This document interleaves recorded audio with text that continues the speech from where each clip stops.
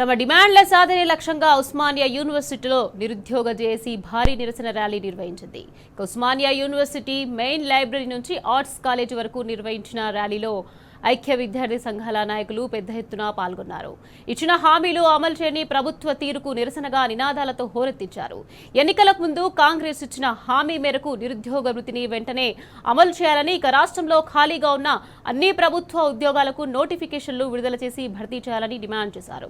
ఉస్మానియా యూనివర్సిటీకి ఇస్తానన్న 1000 కోట్ల రూపాయల నిధులు వెంటనే విడుదల చేయాలని, ఇక పోలీస్ శాఖలో 20,000 పోస్టులకు నోటిఫికేషన్ విడుదల చేయాలని కోరారు. ఇక పెండింగ్ లో ఉన్న ఫీజు రియంబర్స్మెంట్, స్కాలర్షిప్ బకాయిలను విడుదల చేయడంతో పాటు వర్సిటీలో ఖాళీగా ఉన్న టీచింగ్, నాన్ టీచింగ్ పోస్టులను తక్షణమే భర్తీ చేయాలని డిమాండ్ చేశారు.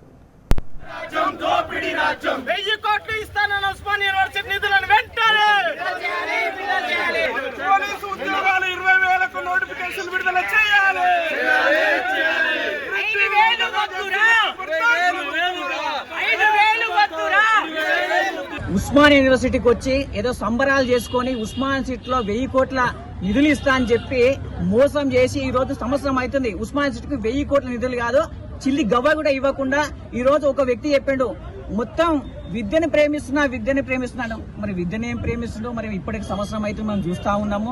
మరి ఆయన గిట్ట తెలియాలి, మరి అధికారులు తెలియాలి. వేకేట్లు ఎక్కడ పోయినా కానీ ఇక్కడ అధికారులు అడుగుతున్నాము. రేవంత్ రెడ్డి వెంటనే వెహికల్ విడుదల. అదేవిధంగా 2 లక్షల ఉద్యోగ నోటిఫికేషన్లు 2.5 సంవత్సరాలు అవుతుంది.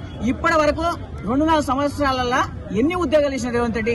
వెంటనే 2 లక్షల ఉద్యోగాలు, డిఎస్ అయినా కానీ, గ్రూప్స్ అయినా కానీ, పీసీ కానిస్టేబుల్ నోటిఫికేషన్ అయినా కానీ, ఇంజనీరింగ్ సంబంధించిన పంచాయతీ 2 లక్షల ఉద్యోగ నోటిఫికేషన్ విడుదల. అదేవిధంగా 5,000 కాదు 20,000 ముద్ర విధానంతో మీరు ఎస్ఐ కానిస్టేబుల్ ను 20,000తో నోటిఫికేషన్ విధాలని లేని పక్షంలో రేవంత్ రెడ్డి ప్రభుత్వాన్ని ఎక్కడక్కడ అడ్డుకుంటామని తెలియజేస్తున్నాం.